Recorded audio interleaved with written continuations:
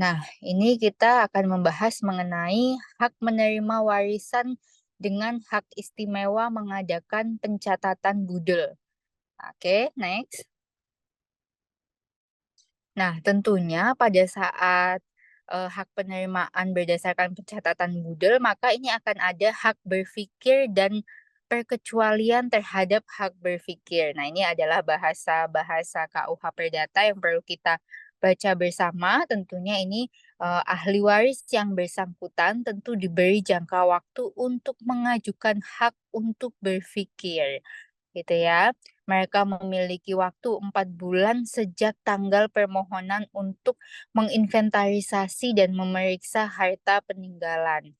Nah, jangka waktu itu dapat diperpanjang oleh hakim atas dasar urgensi.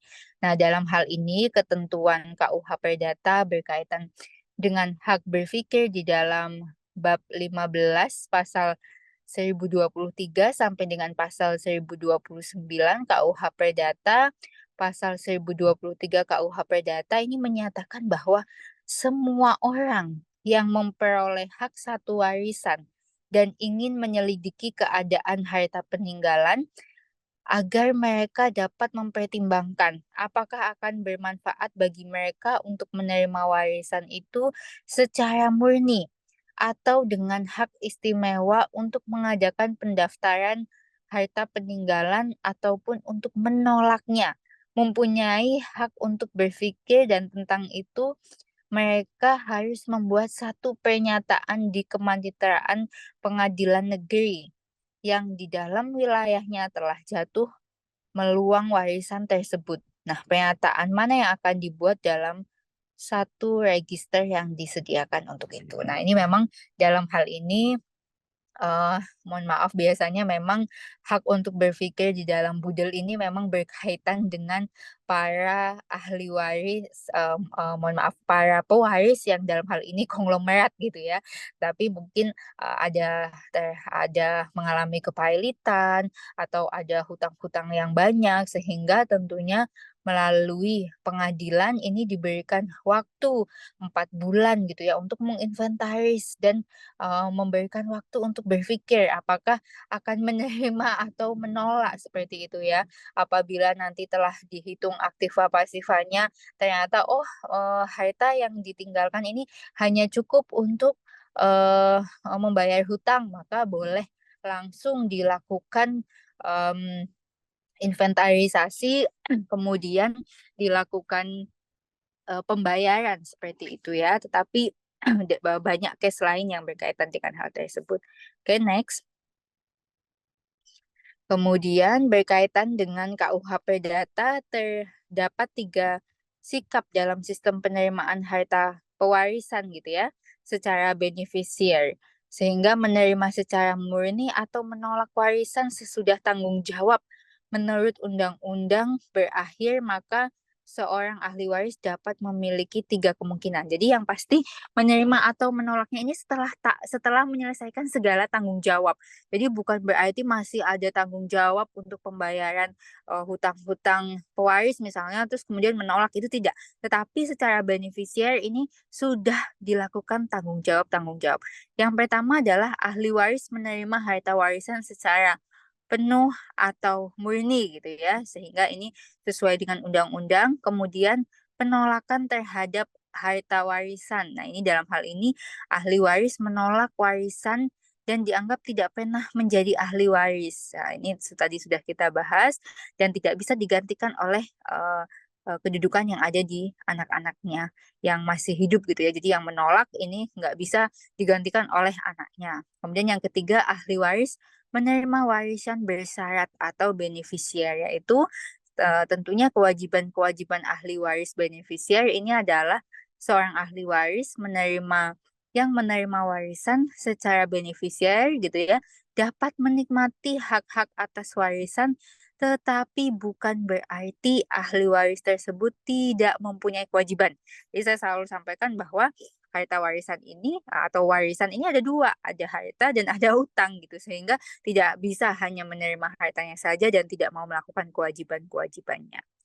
Oke, selanjutnya Kemudian mengenai kedudukan ahli waris benefici clear, dan kewajiban ahli waris benefici clear. Ini penerimaan secara warisan secara beneficiar itu adalah sikap penerimaan harta warisan yang diisyaratkan bahwa apabila si pewaris ini memiliki hutang, maka si penerima warisan hanya dibebani untuk membayar sesuai dengan jumlah yang diterimanya, gitu ya. Sehingga di mana ahli waris tersebut menerima harta warisan juga tidak dibebani untuk melunasi utang yang bersangkutan dengan uang kekayaan pribadinya.